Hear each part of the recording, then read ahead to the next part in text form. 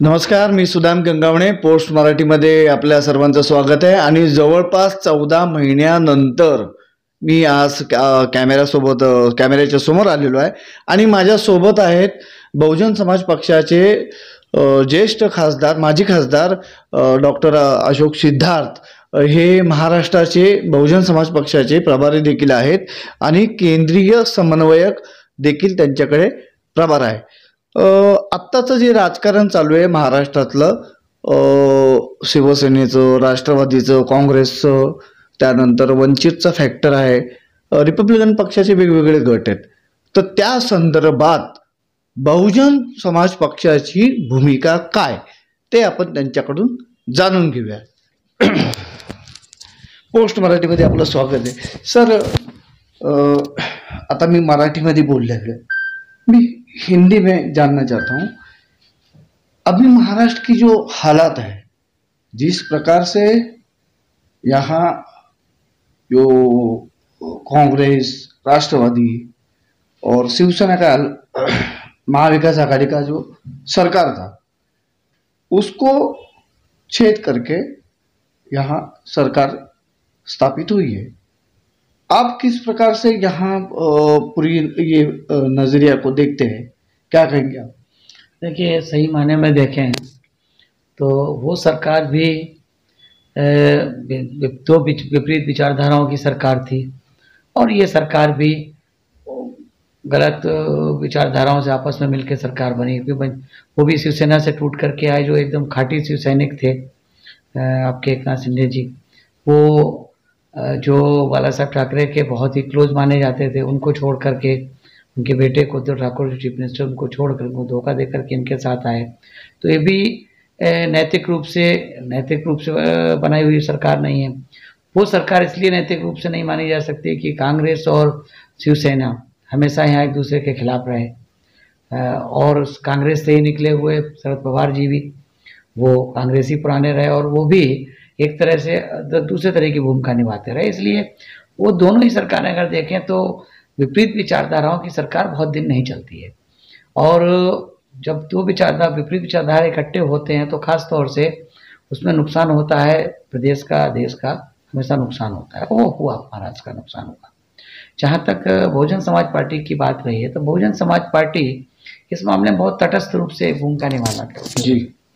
Bahujan Samaj party इस देश में एकमात्र ऐसी राजनीतिक पार्टी है जो देश की तीसरी बड़ी राजनीतिक पार्टी है और जो साऊ फुले और अंबेडकर की विचारधारा पे चलने वाली पार्टी है. इस पार्टी के संस्थापक और जन्मदाता मानवर श्री कांसीराम साहब ने जब 14 अप्रैल 1984 को बहुजन समाज पार्टी बामसेफ DS4 से होते हुए उसकी स्थापना दिल्ली में की थी, तो इन नारों के साथ की थी कि वोट हमारा, राज तुम्हारा, नहीं चलेगा नहीं चलेगा, जितनी जिसकी संख्या भारी उतनी उसकी हिस्सेदारी, जो बहुजन की बात करेगा वो दिल्ली पर राज करेगा, मंडल आयोग लागू करो वरना कुर्सी खाली करो, वोट से लेंगे CM PM, आरक्षण से लेंगे SP DM. इन नारों के साथ मानवर श्री कांसीराम साहब ने और वर्तमान राष्ट्रीय अध्यक्ष आदरणीय बहन जी ने उस समय इस पार्टी की स्थापना की जन्म देने का काम किया.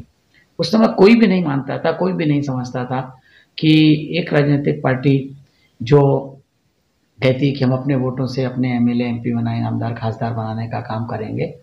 लेकिन मानवर श्री कांसीराम साहब एक वैज्ञानिक थे, एक साइंटिस्ट थे और उन्होंने बाबा साहब के जब जीवन संघर्ष को पढ़ा, बाबा साहब के पूरे, देखिए अगर हम इसके एक बात को कहें, भले ही हो सकता महाराष्ट्र के लोगों को बहुत अच्छी बात नहीं लगती हो, लेकिन सच जो है, सच तो सच रहता है.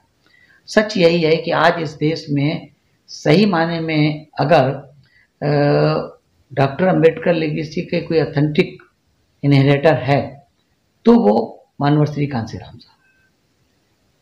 उसका एक कारण है कि मानवर श्री कांसीराम साहब ने इस प्रदेश में जब वो सरकारी नौकरी में थे, उसके बाद बाबा साहब की जयंती को लेकर के और छुट्टियों को लेकर के जो उनके विभाग में सेंट्रल जो एक्सप्रेसिव विभाग था पूना की क्रिकी फैक्ट्री में वहाँ हुआ, उसको उन्होंने शट आउट ही नहीं किया बल्कि बाबा साहब की जयंती को स्टे कराया और जो उनके साथी दीना भाना थे उनकी नौकरी को भी स्टे कराया.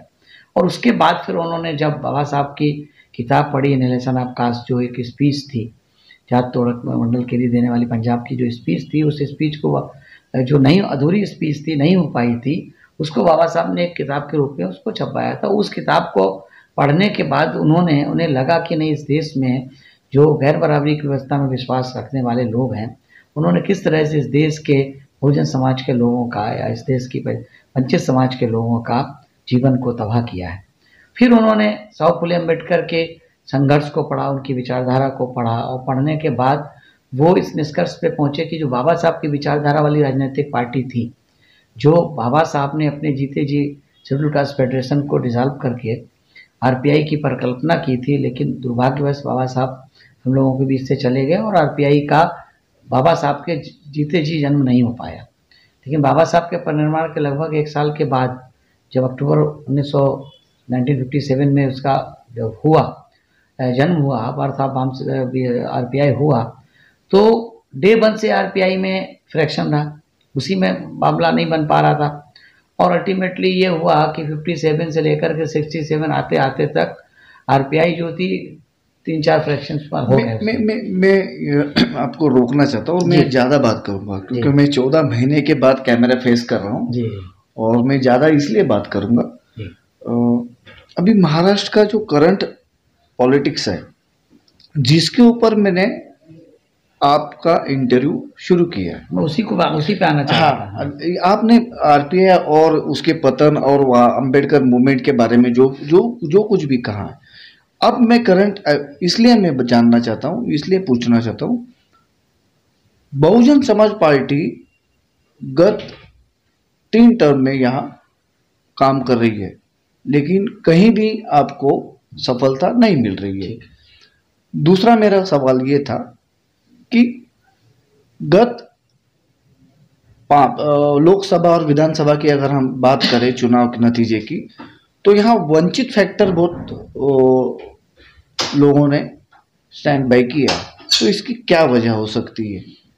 देखिए, वंचित फैक्टर स्टैंड बाय इन लोगों ने नहीं किया। मैं यही इसी बात को इतिहास बताना चाह रहा था। बताइए कि इस प्रदेश में आरपीआई को खुद नहीं टूटी, उसको तोड़ने का काम किया गया था। दलित पैंथर बना और किन परिस्थितियों में बना और फिर तोड़ा गया, तो वो भी तोड़ा गया था। जो आज चाहे पिछले लोकसभा के चुनाव के समय या पिछले विधानसभा के चुनाव में जो वंचित गाड़ी के साथ जो उनकी प्रकाश अम्बेडकर जी की जो पार्टी का गठबंधन जो उसके साथ युति होने का काम MIM से किया गया था, वो भी हुआ नहीं था, वो भी प्लान वे में हुआ था। सबको पता है, महाराष्ट्र का एक बच्चा बताता है इस बात को। ऐसे ही ये भी जो हुआ है, ये एक्चुअली युति कोई ना बहुजन समाज के लोगों के हित के लिए की गई है, ना अम्बेडकरी मूवमेंट के लिए की गई, साहू फुले अम्बेडकर के आंदोलन के लिए की गई। ये सिर्फ और सिर्फ स्वार्थ की युति है। देखिए, आप एक बात, जहाँ तक बीएसपी यहाँ सफल नहीं हो पाई, मैं आपको बताना चाहता हूँ, बीएसपी 14 अप्रैल 1984 को बनी और 84 दिसंबर में इलेक्शन हुए। जो पहले आम चुनाव में बीएसपी जब चुनाव लड़ी है, लगभग 288 कुछ सीटें लड़ी थी, वो जितना वोट बीएसपी पाई थी पहले इलेक्शन में, उतनी सारी आरपीआई मिलके भी उतना वोट नहीं पाई थी। और आज तक कौन सी आरपीआई आपके महाराष्ट्र में अपनी रिकॉग्निशन ले पाई है? इनकी अपनी पार्टी का चुनाव निशान कौन सा है? प्रकाश जी की इस पार्टी का चुनाव निशान क्या है? क्या है? अभी तो उनको कुछ कभी कब बसी मिल जाती है, कभी पतंग मिल जाती है। क्यों मिलती है? उसका एक ही कारण है कि उनकी पार्टी स्टेट में रिकॉग्नाइज नहीं है। यही तो कारण है। जब उनकी पार्टी रिकॉग्नाइज नहीं है तो बीएसपी से ज्यादा कैसे? आप बीएसपी से ज़्यादा, बीएसपी की सब सीटें देखिए, उनकी सब सीटें देखिए, पिछले चुनाव में देख लीजिए। पिछला चुनाव तो चूंकि युति करके लड़े, इसलिए उनको ज़्यादा सीटें, ज़्यादा वोट मिला, मान ले रहे हैं हम। लेकिन उससे पहले वो भी अकेले लड़े, हम भी अकेले लड़े, हम कितना वोट पाए, वो कितना वोट पाए। तो ये नहीं है, हम लोग सिद्धांत की राजनीति करते हैं। बहुजन समाज पार्टी देश की तीसरी बड़ी राजनीतिक पार्टी है, जो बाबा साहब की विचारधारा पे चलने वाली पार्टी है। वो भी तो साहू फुले अम्बेडकर कहते बात करते हैं, बात करते हैं, लेकिन बात करने के साथ क्या उन्होंने अभी तक है उस साहू फुले अम्बेडकर की विचारधारा पे चल के आज तक उन्होंने महाराष्ट्र में क्या किया? कौन सा आमदार जिताया, कौन सा खासदार जिताया? हैं, कौन सा उन्होंने सरकार में कुछ किया? थे ना, उनके एमएलए थे अकोला में वगैरह, एक आध दो MLA, मकरम पवार चुन के हमारा आए जैसे थे। कर्नाटक में एमएलए थे, हमारा तो आंध्रा में एमएलए थे, हमारे झारखंड में एमएलए थे, बिहार में एमएलए थे, हिमाचल में थे, जम्मू कश्मीर में थे, चंडीगढ़ में थे, सब जगह, पंजाब में थे। वो बात नहीं, उनके एक दो एमएलए।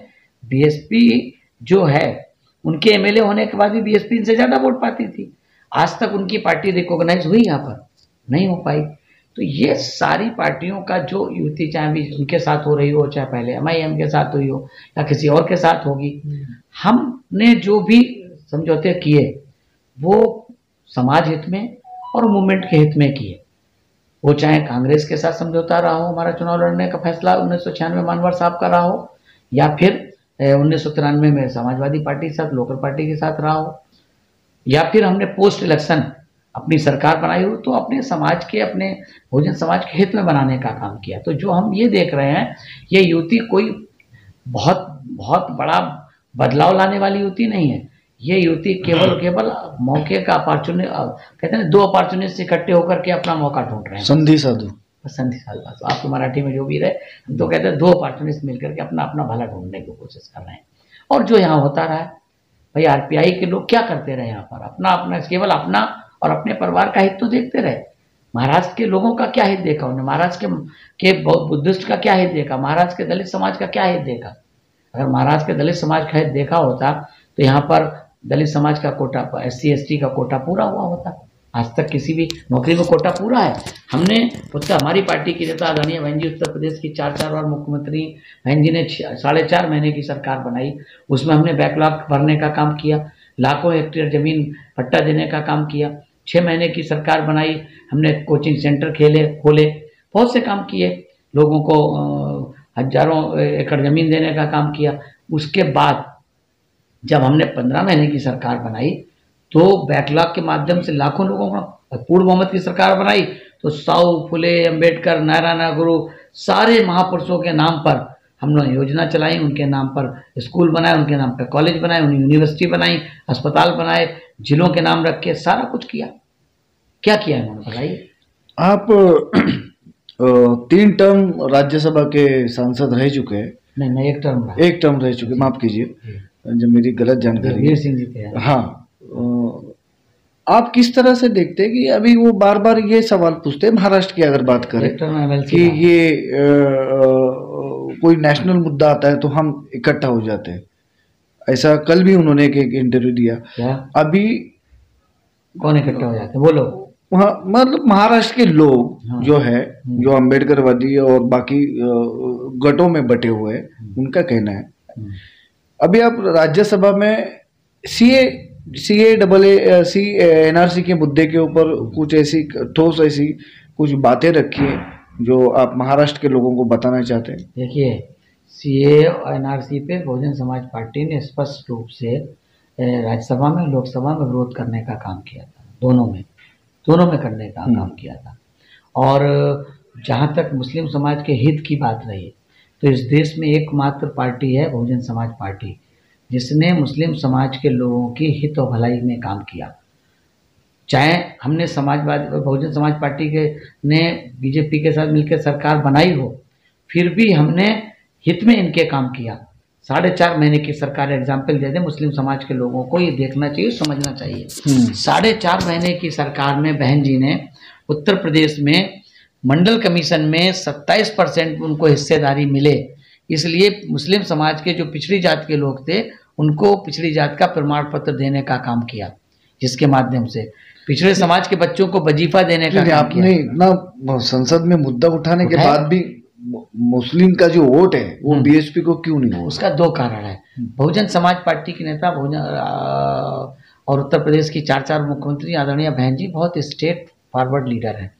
वो मीठी बातें नहीं करती हैं, झूठे वादे नहीं करती हैं, जो नहीं कहती हैं उससे ज़्यादा करने, मतलब जो वादा नहीं भी करती हैं वो भी करने का काम करती। पहले तो वादे करती ही नहीं हैं, वो कहती हैं कि हम अपने देश और प्रदेश के लोगों से चुनाव में अपील करने का काम करते हैं, हम सत्ता में आएंगे, उनकी भलाई के काम करेंगे, जो हमारे संसाधन होंगे, और उसके आधार पर किए। आप उत्तर प्रदेश से पता करिए आप गूगल में चेक करके देखिए कि उत्तर प्रदेश में पिछड़ी जात का प्रमाण पत्र मुसलमानों को किसने दिया, उत्तर प्रदेश से मुस्लिम समाज के बच्चों को वजीफा किसने दिया, उत्तर प्रदेश की पहली उर्दू फारसी यूनिवर्सिटी किसने बनाई, बहुजन समाज पार्टी ने बनाई। उत्तर प्रदेश में 2 कमरे के पक्के मकान मुस्लिम समाज के लोगों को भी किसने देने का काम किया, बहुजन समाज पार्टी नेता आदरणीय बहन जी ने देने का काम किया। मुस्लिम समाज की बेटियों को 25,000 रुपये और साइकिल देने का काम किसने किया, बहुजन समाज पार्टी नेता आदरणीय बहन जी ने किया। मुस्लिम समाज के लोगों की बेटियों को, जो गरीब लोग थे, उनको पैदा होते ही लखपति बनाने का काम बहन जी ने। नहीं, ये काम आप जो बता रहे हैं वो ठीक है, वो किया उन्होंने। उसके बावजूद भी माइनॉरिटी के जो लोग हैं वो बीएसपी के पास आए नहीं। प्रोपेगेंडा। अब 2024 का समय आ रहा है, 400 दिन बचे थे, 400 दिन में से 35 दिन चले गए नरेंद्र मोदी और बीजेपी गवर्नमेंट के। आप किस तरह से इसको पूरे इंटायर भारत में देखते हैं कि किस तरह से बीएसपी, क्योंकि आपके सांसद की सीट भी कम हो गई, आपकी विधानसभा क्षेत्र की सीट भी कम हो गई और आपका जो वोट परसेंटेज था वो कम हो गया, तो किस तरह से आप आगे जाके ट्रैक पे फेस करेंगे? आपकी बात बिल्कुल ठीक है। उत्तर प्रदेश में हम एक बार 16 एमपी आए थे और अगले इलेक्शन में हमारे केवल 2 एमपी रह गए हैं। उसके बाद हमारे 21 हो गए नेक्स्ट इलेक्शन में। देखिए, बहुजन समाज पार्टी केवल पॉलिटिकल पार्टी नहीं है। बहुजन समाज पार्टी एक आंदोलन, एक मूवमेंट है जो समुद्र की लहरों की समान होता है। मूवमेंट क्या होता है? समुद्र की लहरों के समान होता है, कभी चलता है, मतलब सुनामी आएगी 100%। और देखिए, आने वाले समय में 24 में बहुजन समाज पार्टी इस देश की बैलेंस ऑफ पावर की पॉलिटिकल पार्टी बनेगी। क्यों? उसका कारण है कि उत्तर प्रदेश के मुस्लिम समाज ने पिछले विधानसभा के चुनाव में एक बात देख ली कि हम पूरी ताकत के साथ भी अखिलेश समाजवादी पार्टी के साथ जाएंगे, फिर भी हम बीजेपी को रोक नहीं सकते हैं। अगर बीजेपी को कोई रोक सकता है तो केवल और केवल बहुजन समाज पार्टी है, क्योंकि उसके पास अपना कम से कम एक सॉलिड वोट बैंक तो है। अगर मुस्लिम समाज का, माइनॉरिटी का वोट और दलित समाज, बहुजन समाज पार्टी का वोट अगर दोनों मिल जाएं तो ट्रेंगुलर फाइट में, मल्टी कॉर्नर फाइट में बहुजन समाज पार्टी 80 में से 50 एमपी जीतेगी उत्तर प्रदेश। जो वोट जितनी ताकत से मुस्लिम समाज, क्योंकि मुस्लिम समाज गुमराह हो गया। लेकिन गुमराह क्यों हुआ उसका कारण बता दें। देखिए, बीजेपी और समाजवादी पार्टी उत्तर प्रदेश से लीजिए, ये दोनों प्रोपेगेंडा करके चुनाव लड़ते हैं। प्रोपेगेंडा करके चुनाव इसलिए लड़ते हैं, वो केवल वहां पर इस तरह का माहौल बना देते हैं कि हिंदू मुस्लिम रहे ताकि मुस्लिम इनके पास चला जाए। और वो जानते हैं कि अगर मुस्लिम बीएसपी के साथ जाएगा तो ये हमें ज़्यादा बड़ी टक्कर देंगे। उनके साथ भाई समाजवादी पार्टी का यादव वोट या अपना वोट उनका 7% 7% और मुस्लिम मिलाकर के ज़्यादा से ज़्यादा पहुँचता 20-22% पहुँचता है।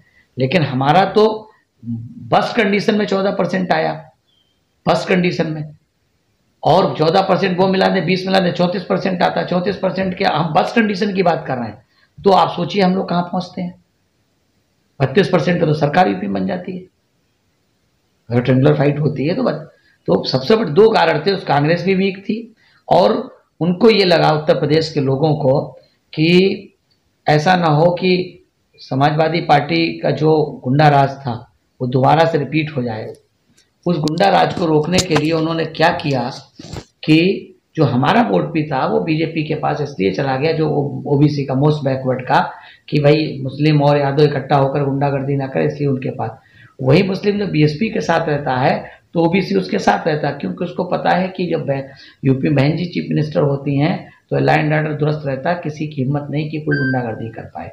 इसलिए जो गलत प्रचार, मिस प्रोपेगेंडा करके लोगों को गुमराह किया, उसका परिणाम ये निकला कि मुस्लिम एक तरफ से बिल्कुल कंसोलिडेट होकर काफी समाजवादी पार्टी के साथ गया और बीजेपी के साथ हिंदू वोट गया, इसलिए वो वोट बढ़ गया। तो अभी होप से है आपको? अरे बाई इलेक्शन आप देखिए ना, हम बाई इलेक्शन वहाँ का लड़े वहाँ पे, और हम लखनऊ में नहीं, वहाँ आजमगढ़ में, और आजमगढ़ अखिलेश की सीट थी, वो अखिलेश अपनी सीट छोड़े और अपनी सीट हार गए। वो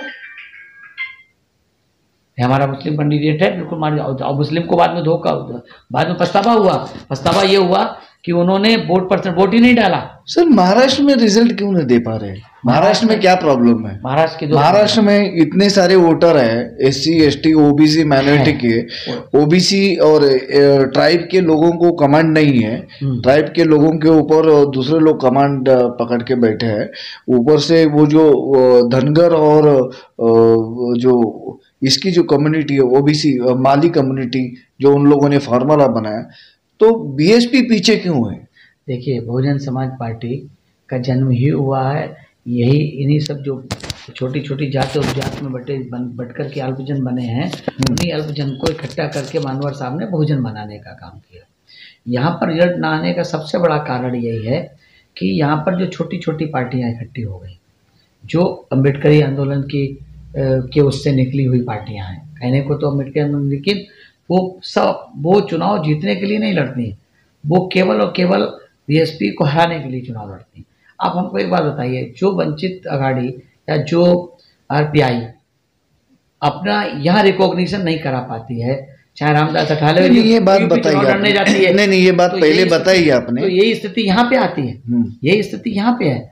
BSP के साथ जैसे जैसे हमारा लोगों का नीचे संगठन बनता जा रहा है, जैसा संगठन बन रहा, और यहाँ पर मुस्लिम माइनॉरिटी को, यहाँ पर मोस्ट बैकवर्ड को जिस दिन, जैसे खासतौर से क्या है, वैसे तो OBC में मराठा भी मान के चलो, कुंभी मराठा आता है, लेकिन क्या है कि वो एक जायब हो जाता है। जिस दिन यहाँ का मोस्ट बैकवर्ड जैसे धनगढ़ है, माली है, सैनी है, ये जो और छोटी जातियाँ हैं, ये जिस दिन इनको ये एहसास हो जाएगा कि हमारा हित केवल और केवल हम अपनी सरकार बनाने में है, हम इनके पिछले गुण, उसी दिन यहाँ पर रिजल्ट आएगा। और इस बार जिस तरह से हमारे पार्टी का अध्यक्ष रघुवर संदीप ताज ने, हमारे कोऑर्डिनेटर जो स्टेट के हैं डोंगरे जी हैं, मनीष कामले जी हैं, ये लोग जिस मेहनत से, और हमारे वामसेप के तमाम साथी जिस मेहनत से काम कर रहे हैं, मैं दावे के साथ कहता हूँ कि आने वाले विधानसभा के चुनाव में भी और आने वाले लोकसभा के चुनाव में BSP एक बड़ी ताकत बन गई। नहीं, आपने तो आपके प्रदेश अध्यक्ष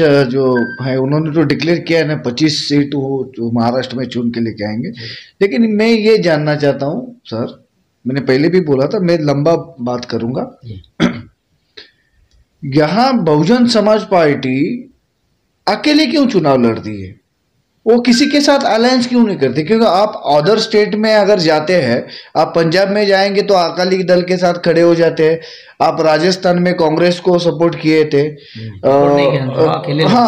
चुनाव अकेले MP कर्नाटक में किए थे, तो महाराष्ट्र में आप किसी के साथ अलायंस क्यों नहीं करते? देखिए, महाराष्ट्र में अलायंस करने के लिए कोई, देखिए पहले तो जो अलायंस का अधिकार है वो राष्ट्रीय अध्यक्ष। नहीं, यहाँ के लोग बोलते BSP सुनते नहीं किसी की।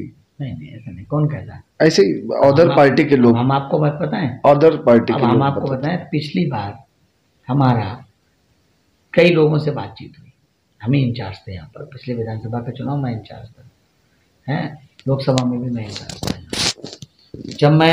जब उन्होंने कहा कि भाई आप इनके साथ बात करो, वंचित के साथ, मैं प्रकाश जी के यहाँ 2 बार घर गया। प्रकाश जी मतलब प्रकाश अम्बेडकर?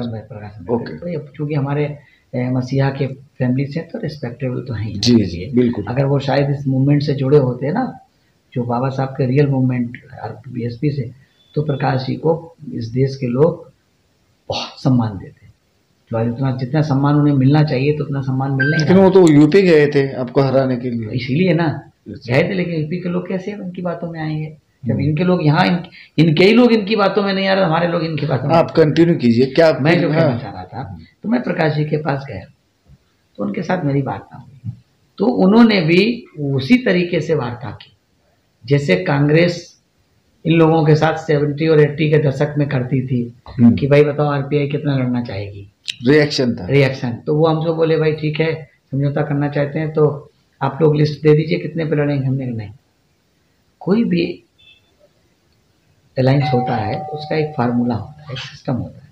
हमने कहा भाई ठीक है, हम और आप लड़ेंगे, साथ साथ एक कंडीशन पे लड़ेंगे कि उसी पे लड़ेंगे जिस पर जो देखना सकता है, घर से प्रज्ञा गया शायद, बता दो कहना 5 मिनट बात करना।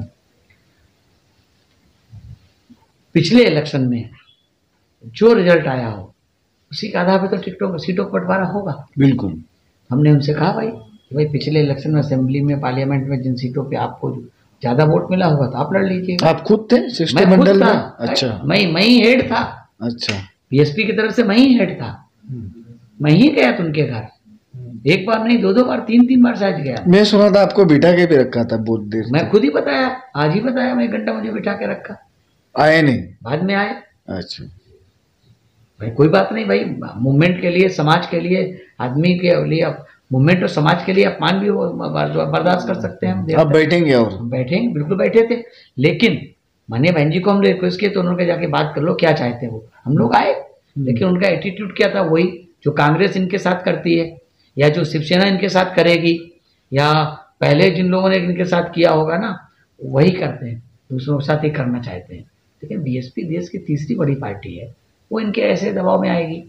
हमने कहा भाई पिछले चुनाव में आपके जो आप जीते हैं, आपके पास ज़्यादा वोट है, वो सीट आप लड़िए। हमने कहा 15 मिनट का फार्मूला है, 48 सीटें हैं, 48 मिनट लगेंगे, निकाल लीजिए कंप्यूटर से कि आपको कितना वोट मिला था, हमको कितना मिला था। जिसमें आपको ज़्यादा मिला है वो आपका नाम लिख गया, इसमें हमको मिला। हमने उस 48 मिनट से ज़्यादा नहीं लगेगा, अभी फैसला हो जाएगा भाई, हमारा आपका समझौता हो जाएगा, कर लीजिए।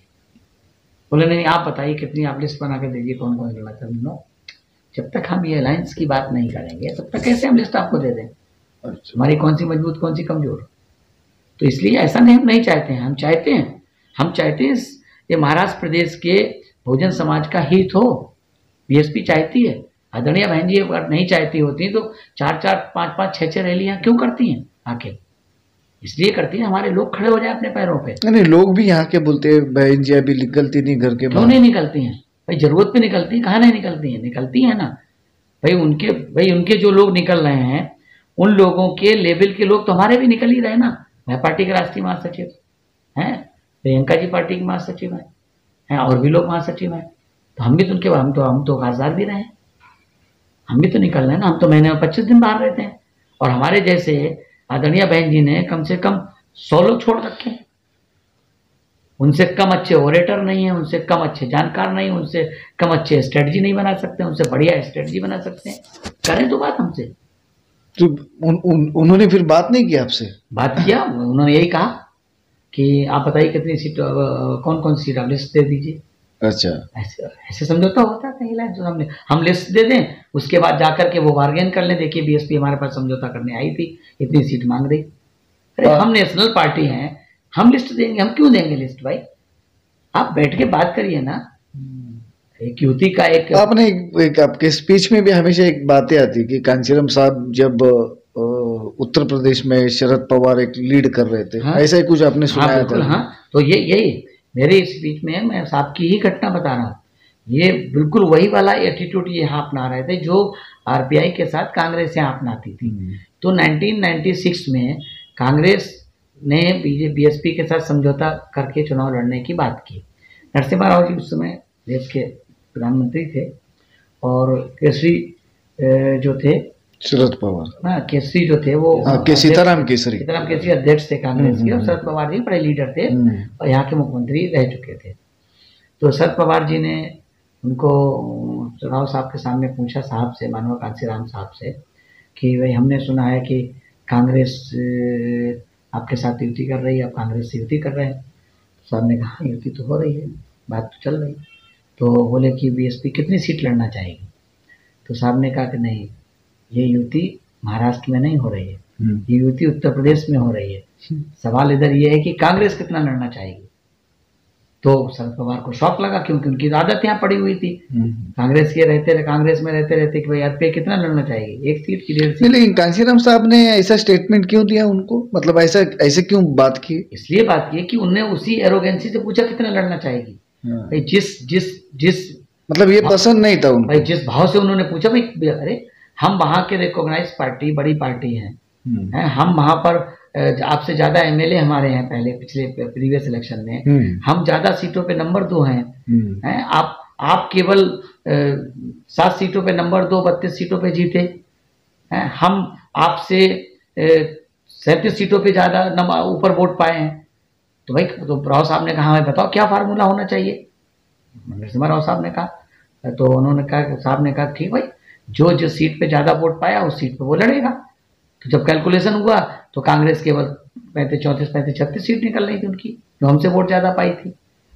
तो कांग्रेस इतने पे समझौता नहीं, तो साहब ने फिर उनका लेवल बढ़ाने का काम किया। और 2000 से ये कहा कि 2000 से एक भी वोट ज़्यादा कांग्रेस का जिस सीट पे होगा हम वो सीट उनको दे देंगे, तब 125 सीट उनकी हो पाई थी।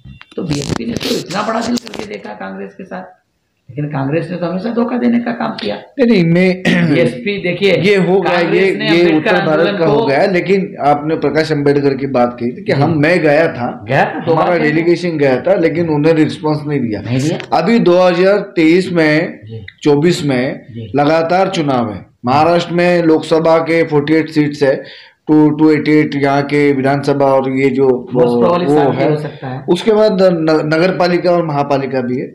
आप किस तरह से लीड करेंगे? अकेले जाएंगे या किसी को साथ में लेके जाएंगे? अभी तक तो बहुजन समाज पार्टी की राष्ट्रीय अध्यक्ष और इस देश के सबसे बड़े सूबे उत्तर प्रदेश की 4 बार मुख्यमंत्री ने आदरणीय बहन जी ने बहुत स्पष्ट रूप से 15 जनवरी को अपने बर्थडे पे प्रेस कॉन्फ्रेंस में कहा था कि मैं आने वाले सारे चुनाव अकेले अपने दम पे लड़ूंगी, बीएसपी अपने दम पे चुनाव लड़ेगी। तो अभी हमारी नेता का जो निर्देश है हम उसका पालन करेंगे।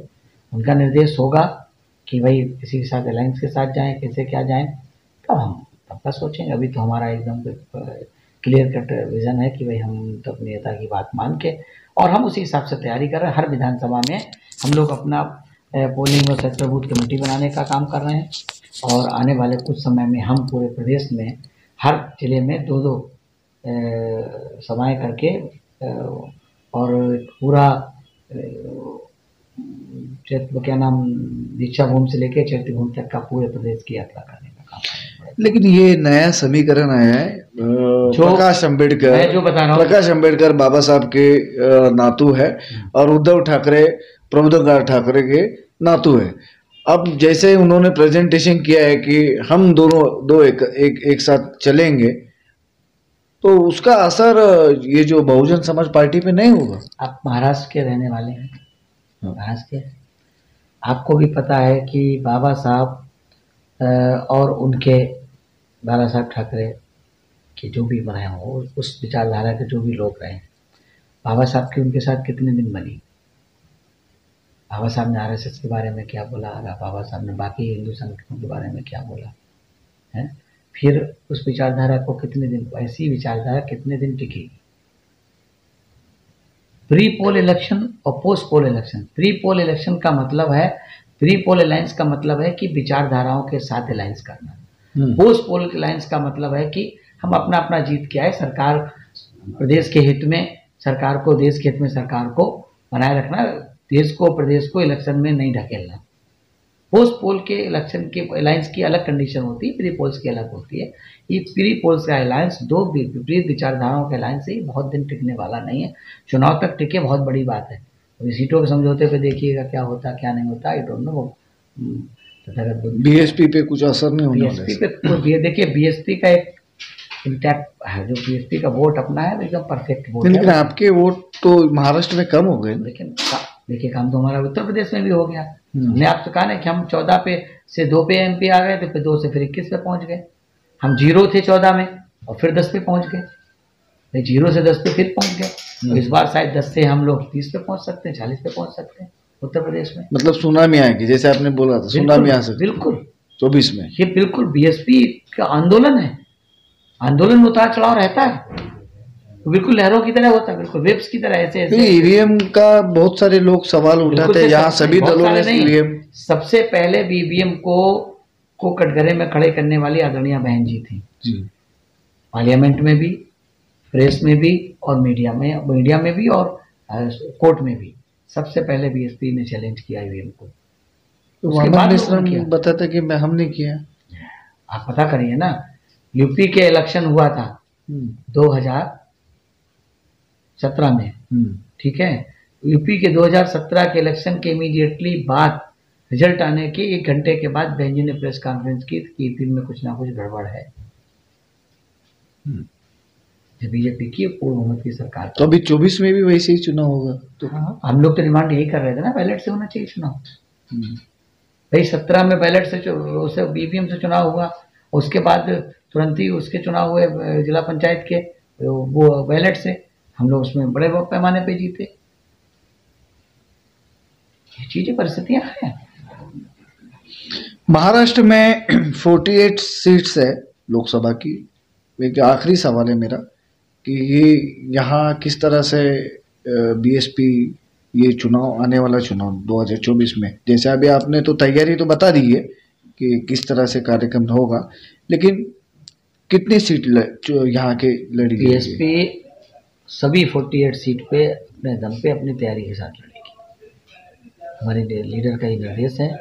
अकेले जाएगी और किसी को साथ? उन्होंने कहा अपनी सारी 4800 सीट पे तैयारी करो जाके। हम अपनी 4800 सीट पे तैयारी कर रहे हैं, फिर नेता का जो निर्देश होगा हम उसको उस समय मानेंगे। तो फिर अगर अलायंस की किसी की बात आ जाए तो वैसे अभी वो जो तो हमने कहा आपको भी सॉफ्ट कॉर्नर दिया है ये इन्होंने ओएसी ने भी आपको सॉफ्ट कॉर्नर दिया था कि लास्ट बार एक उनका स्टेटमेंट है जाहिर है। देखिए मैं आपको एक बात बताऊं, हमने आपसे स्टार्टिंग में ही कहा कि सारे नीतिगत फैसले लेने का अधिकार हमारी पार्टी के राष्ट्रीय अध्यक्ष बहुजन समाज आदरणीय बहन जी को है।